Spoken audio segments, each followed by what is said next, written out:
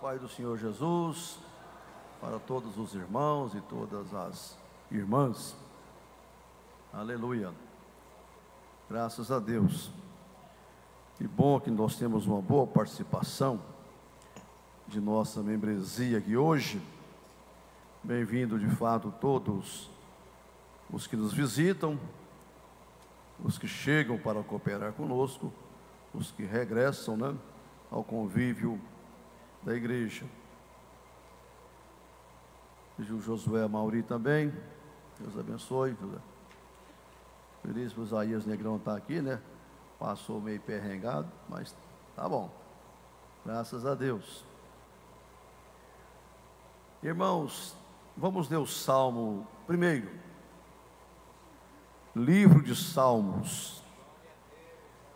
No livro de Salmos, vamos ler o primeiro.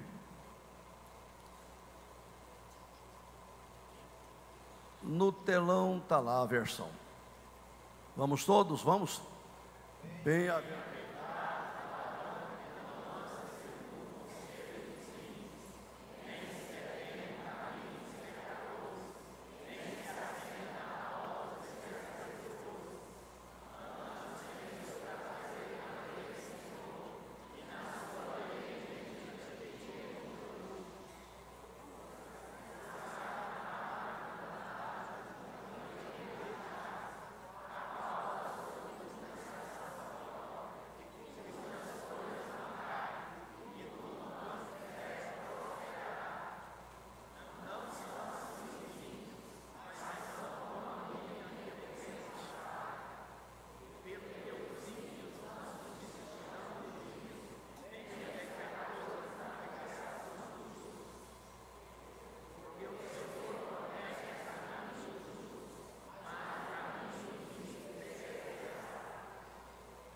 Amém.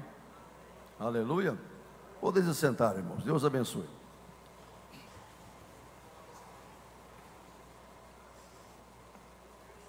Nós estamos em um culto de ensino da Bíblia, ensino da palavra de Deus. E toda a Escritura, que de fato é divinamente inspirada, ela é proveitosa, para ensinar, para redarguir, para corrigir, para instruir, para que o homem e a mulher de Deus possa viver a vida cristã de acordo com os princípios bíblicos e também saber usar esta palavra de Deus como espada do Espírito, que o Senhor nos entregou. Eu sei, e outro dia eu dizia isto: não existe nenhuma passagem bíblica que não seja muito conhecida da igreja, Mas hoje eu estava lendo a minha leitura devocional e eu percebi algo que eu não tinha percebido. Eu sempre dizia que o cajado de Moisés é que tinha se jogado no chão e virou serpente. Deus falou, e era o de Arão, Era Arão, não era Moisés. Aquele cajado que tocou nas águas e virou sangue não era de Moisés, era de Arão. Rapaz, tem 50 anos de crença, lê a Bíblia todo dia, não tinha percebido isso. Aí eu fui em outras versões, Essa Bíblia está traduzida errada, mas tudo confirmou que era Arão mesmo. Então, para mim, Arão era apenas o profeta, Moisés como Deus, falava e ele reverberava, Mas não é que o homem foi usado por Deus de forma poderosa também naquilo que ele tinha como expressão da sua atividade, O cajado. Muito bem. Então pode ser que você vai descobrir hoje que não é Moisés, é Arão, Que a palavra não é para o seu vizinho, é para você. E não é para a irmã que não veio, é para você que veio, Porque a gente sempre tem aquela história que tem crente que vem para a igreja, irmão Mário, e ele traz uma pá. E outros trazem uma enxada, A pá é para jogar para lá, Toda palavra, mas é boa para o meu marido, ele não veio, Isso aqui é para o meu vizinho, aquele irmão. Agora tem crente que tudo é para ele, É a enxada. Puxa, é assim, Quem nunca foi na roça, tem que saber que você puxa a enxada para o seu lado assim, ó. Não é? Essa palavra é para mim, é para mim, é para mim, é para mim. Veio a minha palavra, não veio a outro irmão, veio a minha palavra do Senhor, dizendo, né? Então recebamos todos a palavra de Deus. Os irmãos sabem muito bem que o Salmo 1, ele contrasta dois tipos de pessoas que do ponto de vista existe, do ponto de vista de Deus só existem essas duas, né? O justo e o ímpio. E coloca aqui distintivos sobre cada um deles, né? Características dos justos, características dos ímpios. Eu não vou falar sobre características de ímpio aqui hoje. Eu preciso falar sobre o que o Salmo está ressaltando aqui, sobre o Salmo, o santo, o justo, o regenerado, a mulher de Deus, o homem de Deus, que à luz desse Salmo, precisamos sempre estar repetindo esta verdade. Então nós temos aqui um conjunto distintivo que caracteriza o povo de Deus aqui na terra. E eu já começo pelo que o Salmo começa mesmo, né? Primeira característica que a gente vê aqui nos salvos, nos justos, nos redimidos, é que eles sempre estão dizendo não ao mundo e ao pecado. Crente salvo, justo e verdadeiro, ele vive nessa terra dizendo um não ao mundo, um não ao pecado. Você conhece ele, não é? Ele tem a condição, a força, a autoridade moral para poder condenar o erro, condenar o pecado, dizer um não para o mundo e para o pecado. Esse mundo, esse pecado representado aqui no primeiro versículo, por as seguintes situações. Primeiro o salmista começa dizendo: bem-aventurado o varão que não anda segundo o conselho. O mundo quer nos aconselhar, né? As pessoas querem nos influenciar. E esses conselheiros estão soltos por aí. Eles estão nos rádios, na televisão, na internet, nas igrejas, no trabalho, na universidade, para todo lado. Eu estava até vendo, não sei se eu vou achar, outro dia eu li uma matéria aqui, e eu achei interessante, quando o jornalista termina dizendo o seguinte: ao longo dos anos, professores desfilam discursos demolindo todas as crenças, e os jovens na sua estrutural ignorância, vão junto com eles. Não é? Quer dizer, os estudantes, os jovens na sua estrutural ignorância, vão junto com os professores, que ao longo de muitos anos tomou como bandeira desconstruir todos os valores. São conselheiros que estão plantados lá, nas redações de jornais, para todo lado, não é? Em grupo de WhatsApp, está cheio de conselheiro, e via de regra são ímpios, dando palestras por aí, ministrando para todo lado, querendo ensinar coisas para o povo de Deus que está muito acima dessas coisas. E o mundo se levanta mesmo, né? Estava vendo agora com a da ministra Damares. Disse: adolescência primeiro, sexo depois. Eles estão quase pendurando ela enforcando a mulher. Porque esse é um valor defendido pela igreja, pela religião, pela palavra de Deus. E aí eles acham que não pode ter essa influência de jeito nenhum. Então podia também tirar, pode matar, pode roubar, porque vem da Bíblia, né? A Bíblia que diz: não roubarás, não matarás. Se não pode ter religião, então tem que acabar com o feriado dia 12 de outubro, que é a da Senhora Aparecida aí. E nunca vi a Globo levantando contra isso, nem o Cacai falando contra. Esses advogados aí, não é? Que anda pelos corredores do Supremo Tribunal Federal de Bermuda.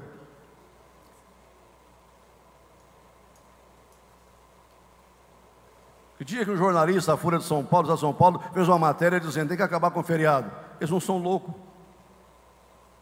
Levantar contra o catolicismo romano, contra essa estrutura, mas tinha que acabar, ué. Não é religião? Adolescência primeiro, sexo depois. Coisa normal. Para evitar a gravidez precoce, não é? Mas os conselheiros aí do mundo pensam exatamente o contrário, e aconselham a juventude e adolescentes exatamente o contrário. Então o salvo, ele tem a condição moral de dizer um não para essas coisas, né? Porque começa com um conselho. Conselho é uma coisa bem leve, né? Conselho. Depois que a pessoa é seduzida pelo conselho, aí ele pega uma estrada, um caminho, né? Porque a palavra fala primeiro conselho, depois caminho dos pecadores. Aí já é um caminho, uma coisa meio sem volta, né? Ele podia ter rejeitado o conselho, não rejeitou, aceitou, aí o conselho levou ele para uma estrada. E essa estrada não termina bem, termina numa roda, cheia de cadeira assim, ó. Os escarnecedores preparam uma roda, põem cadeira. E um crente não pode sentar na cadeira de escarnecedor. O banco deles não serve para nós. A poltrona macia deles não serve para crente sentar. Veja aqui uma progressão da regressão. Começa lá, o trem vai piorando, né? Conselho, caminho e assenta.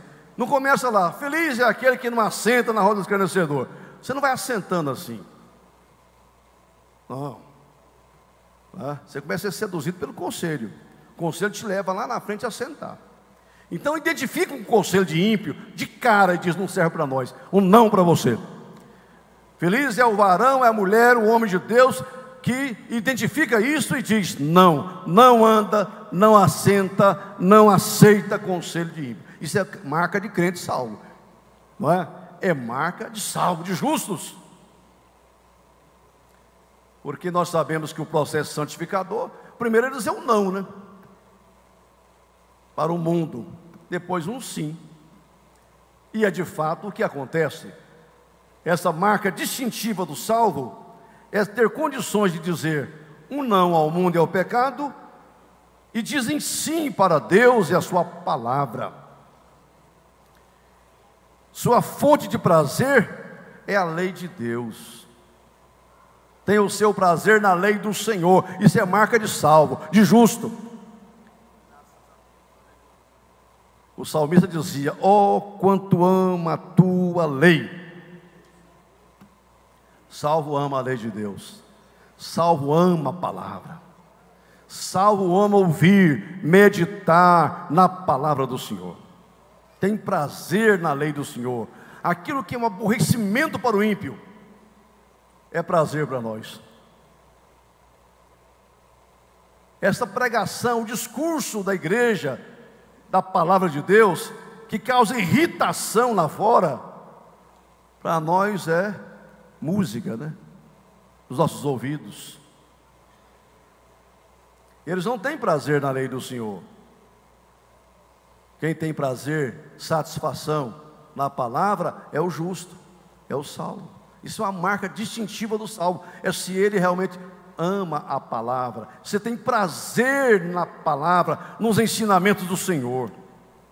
Se para você os mandamentos de Deus é um peso, então, meu irmão, minha irmã, você precisa entrar num processo de regeneração, novo nascimento, e passar a ter prazer nas passagens de Deus. Sairá e achará pastagem. É aquilo que o homem recebeu Jesus gostoso, com prazer, né? Se não recebe Jesus gostoso, está errado. Quer dizer, não é gostoso, é a contra gostoso. É a contra gosto. Eu estou indo porque meu pai me empurra, minha mãe pede, o marido vem, a mulher enche a paciência, não é? Alguém me arrastou? Não, o homem abraçou Jesus gostoso. É abraçar a Bíblia gostoso.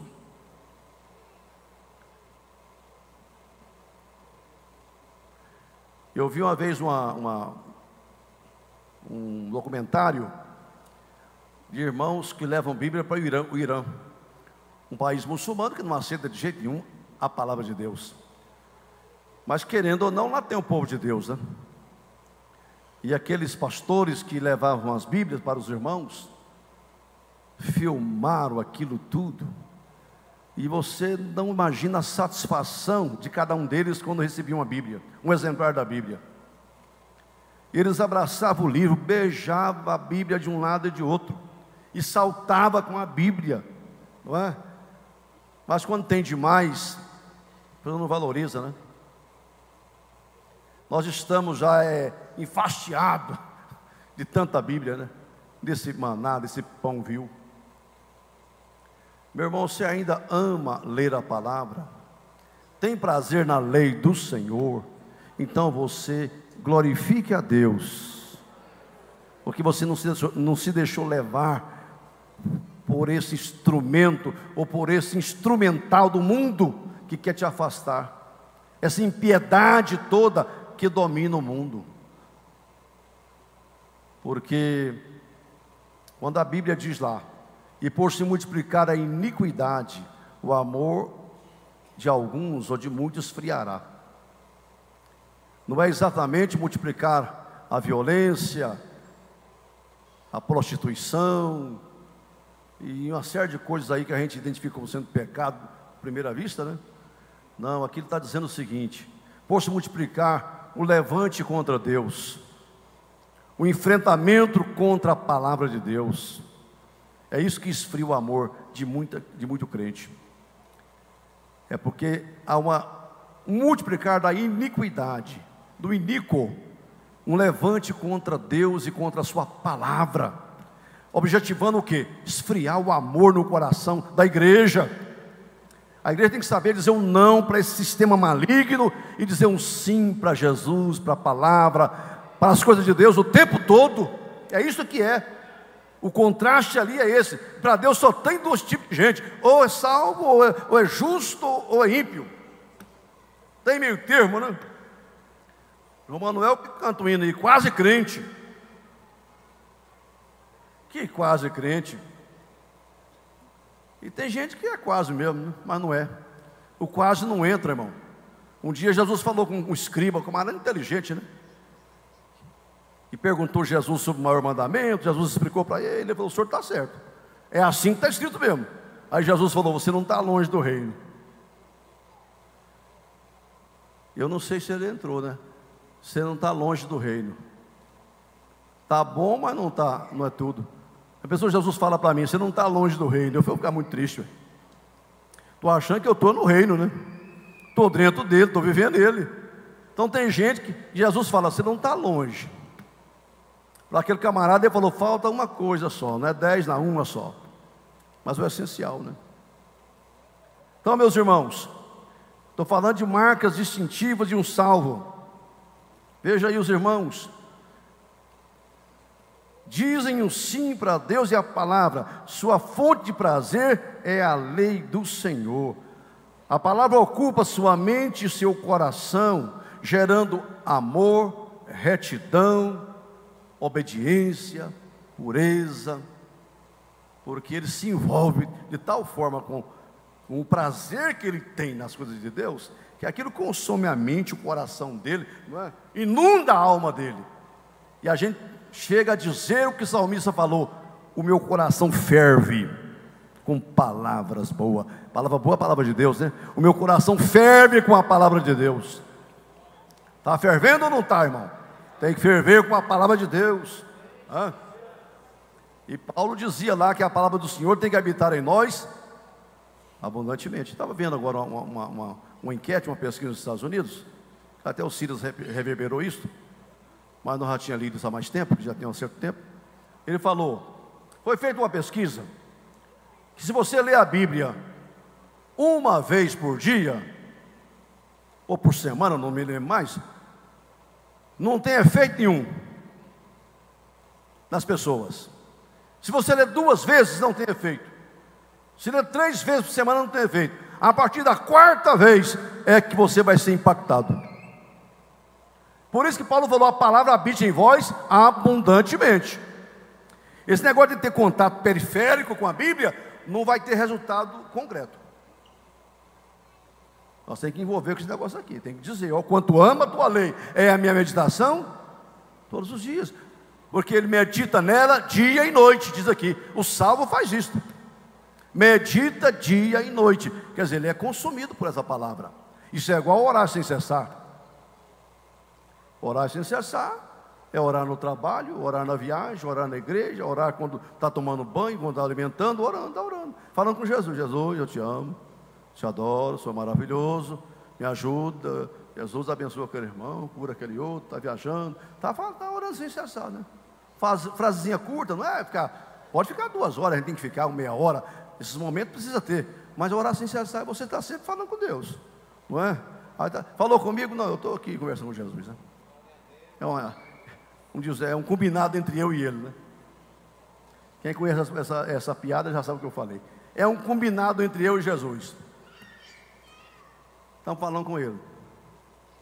Do mesmo jeito que Jesus fala com a gente, chama pelo nome, você pensa: você me chamou, mulher?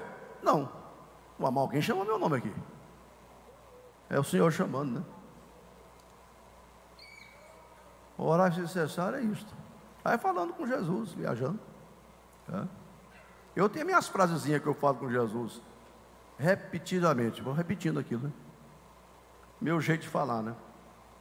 Eu sei que ele está ouvindo. Vou mentalizar o Senhor no trono. Agora eu enxerguei ele. Vou começar a falar com ele. Não, meu irmão, você pode confiar que Deus é muito mais que todos nós aqui. Ele está vendo. Se eu pensar que ele já sabe, não é? Ele está aí perto de nós, não está longe de cada um, está pertinho, está sabendo tudo. E se eu falar então, hein? Porque é difícil começar a orar, né? Até você ver Deus no trono, lá, você mentaliza, né? Estou vendo agora o trono branco, posso começar a orar? Não espera isso, irmão. O Senhor está te ouvindo o tempo todo, né? É igual uma companhia perto de você aqui, ó. Pode ir conversando. E o Senhor não é distraído, não, porque tem hora que ninguém perto de você está falando: o que foi? Eu não vou repetir mais, não. Falei, você não está prestando atenção. Não é, dona Neuza?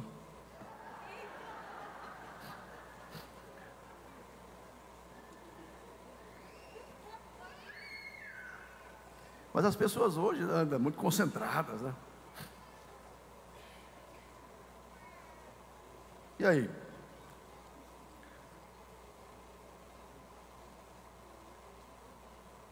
Um não, um sim. E ele termina aqui no versículo 3, dizendo o seguinte, fazendo uma comparação, né? O salvo. Quer conhecer o salvo mesmo? É como uma árvore plantada junto a ribeiros de águas. Você conhece de longe uma árvore plantada junto a ribeiros de água. Uma água cujas raízes alcançam o manancial. Conhece de longe. Você conhece o salvo, né, o justo, de longe. O que eu posso entender aqui? Primeiro, ele está falando o seguinte: o justo, o santo, o salvo, é como uma árvore produtiva, né? Fala da produção e da produtividade. Está dizendo o seguinte: os frutos não falham. Jesus um dia foi procurar fruto numa figueira e não achou. Não achou. E ele vai procurar em nós, né? E se tiver plantado junto a ribeiro, dá o seu fruto na estação própria. Era a época de dar fruto e não tinha dado, é. Então, quando compara o santo, o salvo, a uma árvore plantada junto a ribeiros de água, está dizendo o seguinte: ela tem produção e tem produtividade. Produz e produz muito. Interessante, Jesus falou lá em João 15, que aquele que está na videira, que o Senhor prepara, o salvo, ele dá fruto. No versículo seguinte ele fala: dá mais fruto. E no terceiro ele fala: dá muito fruto. Uma evolução, né? Quem é produtor rural aí sabe disso. Quem planta soja aí sabe desse negócio. Cadê o Oripão? Está plantando soja. Plantei uma soja em Porto de Vila, né? Está na Bíblia. Primeiro ano, a produção é X. Tanto é que quem aluga a terra promete dar um percentual menor para quem está alugando a terra para ele no primeiro ano. No segundo ano ele já aumenta a saca de soja que o dono da terra que alugou. No terceiro ano, no fim, irmão, ele pode ir dando muito mais, porque cada ano vai aumentando a produção. Aí não é produção, é a produtividade, o mesmo terreno produzindo cada vez mais. É igual no Brasil, parece que é 9% das terras do Brasil que são plantadas, agricultáveis. 22%, 21% é pasto, 30% é usado para pastagem, para plantio, e o outro é reserva. E vem esse chato do Macron encher a paciência do Brasil. Lá na França acabou com as florestas tudo, na Europa, né? E agora quer mandar aqui no Amazonas. E tem gente brasileiro que entra nessa onda. 70%, Mário, do território brasileiro está intacto, ou foi reflorestado de alguma forma. E cada vez mais a produção aumenta. Este ano vai passar 252 milhões de toneladas na mesma terra. É a produtividade aumentando. E isso aqui é o que o mundo quer mesmo. É assim que tem que ser a tecnologia, cada vez mais produzindo num espaço menor. Não tem que aumentar para 10% a terra agricultável, não tem que aumentar para 15%. É a terra que já existe, é que tem que ter tecnologia para produzindo cada vez mais. Assim é o crente, plantado junto a ribeiros de água, cada ano ele produz mais. Cada ano ele produz mais. Produz fruto, mais fruto, muito fruto, porque ele continua plantado junto a ribeiros de água. Assim é o salvo, é comparado. Ele está plantado na casa de Deus, plantado na terça, na escola, no domingo, e nas campanhas, e na oração, e no jejum. Ele está plantado, as raízes vai aumentando cada vez mais. Meu irmão, ninguém arranca ele daqui.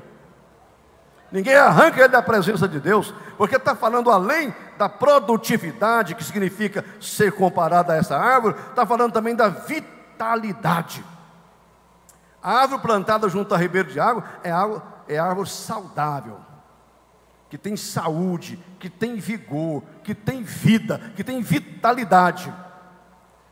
Aquela que está lá no seco, na época que não chove, ela perde a força, perde o vigor. Nunca se afaste da presença do Senhor, irmão. Nunca deixe de estar cheio do Espírito Santo. Nunca deixe de meditar na palavra de Deus. E você nunca vai perder o vigor, a força espiritual. Nunca vai perder o ânimo na fé. Nunca. Você tem vitalidade. É o que a palavra está comparando o salvo, o crente com essa árvore. Fala exatamente disso, né? De vigor, de beleza, né? Porque diz aqui, as folhas não caem, né? As folhas não caem. Além de ter vigor, de ter força, de ser uma árvore sadia, ela tem beleza. Beleza interna e externa. A graça formoseia o rosto.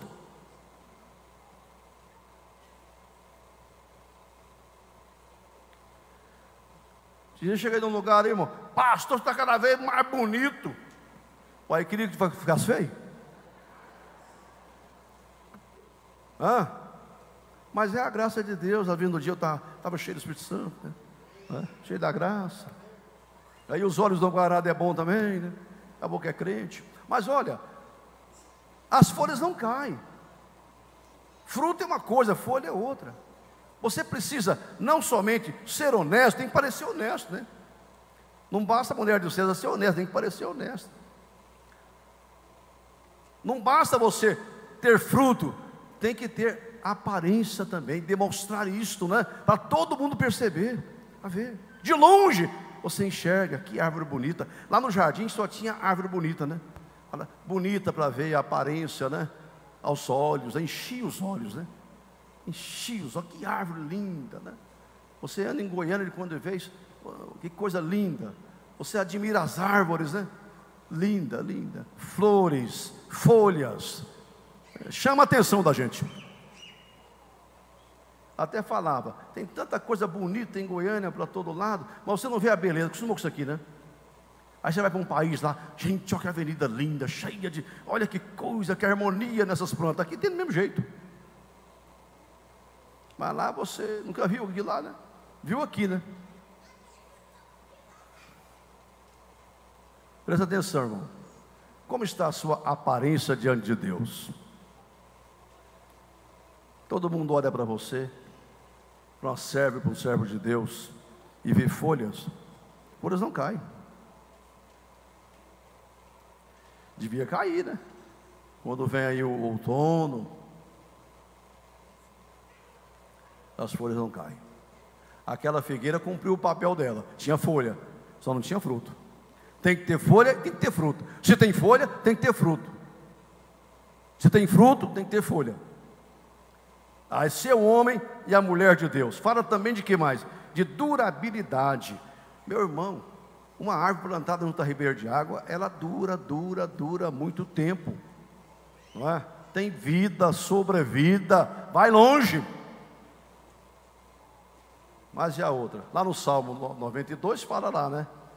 Que o justo é como a palmeira, como o cedro do Líbano, na velhice. Quer dizer, dura muito, né? Na velhice darão frutos. Porque está plantado aonde? Junto a ribeiro de água. Então você está uma bênção aqui hoje, mais jovem, ó. Quando ficar velho, vai dar fruto. Você junto a ribeiros de águas. Fala de durabilidade. É uma árvore que não vai morrer. Aleluia. Você estará sempre na casa do Senhor, né? Habitarei na casa do Senhor por longos dias. Mas tem gente que não tem longos dias na casa de Deus, não. É passageiro, né? Temporário. Porque nunca se apega à palavra, aos ensinos. E não diz um não de fato para o pecado e para o mundo. Fica um pé lá e outro cá. Meu irmão, não vai longe.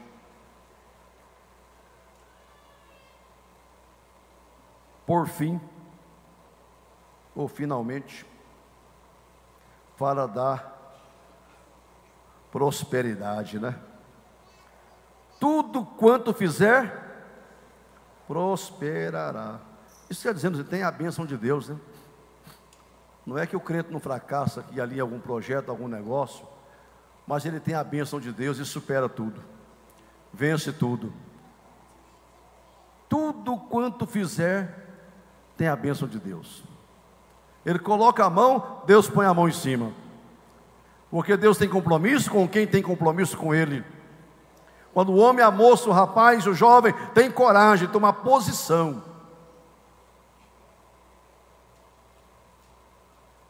Deus tem coragem também de fazer uma parceria com Ele.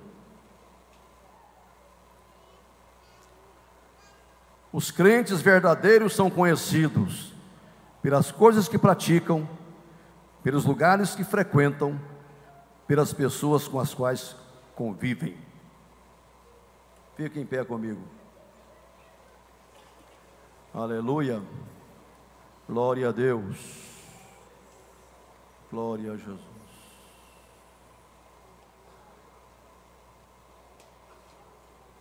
O resultado qual é? Você vai ser cheio do Espírito Santo.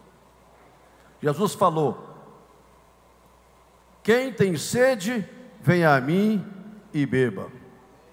E ele falava a respeito do Espírito Santo, que haveria de receber os que nele crescem. Se alguém tem sede, venha a mim e beba. Não fica no deserto dessa vida não, meu irmão. Tem uma fonte esperando. Crie raízes profundas em Jesus. Vá em busca deste manancial. Quer dizer, você vai encontrar água. E que água é essa que irriga a nossa vida? É o Espírito Santo. É o Espírito Santo. A água é um símbolo do Espírito de Deus, não é? É Ele que irriga o meu ministério. É Ele que irriga a minha vida espiritual, ministerial. Enfim, é Ele que irriga a nossa vida. Sem essa água, você não tem vida. Se vós, igreja, não tem o Espírito de Deus, é melhor fechar a porta e dizer que Deus tem a misericórdia de nós. Igreja sem vida é a igreja sem o Espírito Santo. Se alguém tem sede, Jesus está em pé hoje dizendo: venha a mim e beba, né? Aleluia, aproxime de mim. É isso que estamos fazendo aqui nessa noite, né? Você pode começar a orar? Eterno e querido Jesus, nós te agradecemos, Senhor, por tua palavra. Está conosco, mas não é nossa, é tua. É por isso, Senhor, que ela percorre velozmente e produz os resultados, os propósitos que o Senhor determinou através dessa palavra. Senhor, venha renovando-nos no Espírito, força, alegria, graça sobre graça, conceda a tua igreja.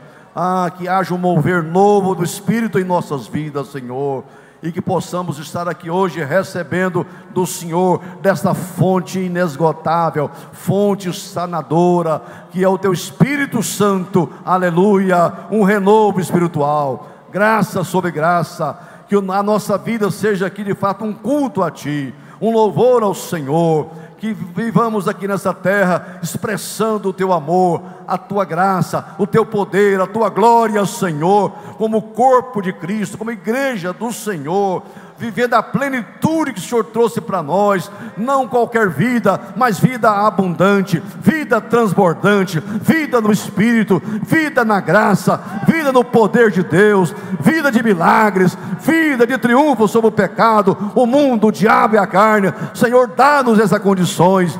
Envie uma vez mais sobre nós este renovo, Senhor. Injeta sangue novo, Senhor, nas nossas veias espirituais.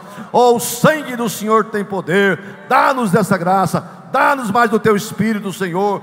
Nós te pedimos em nome de Jesus Cristo. Receba o Espírito de Deus na sua vida aí, irmão. Renovo espiritual, dons, graça que vem do Senhor. Você tem raiz, e essa raiz se estende em direção de ribeiros de águas. Não vivam a vida seca, vivam a vida alegre, produtiva, renovada no Espírito, em nome de Jesus. Aleluia, glória a Deus, aleluia.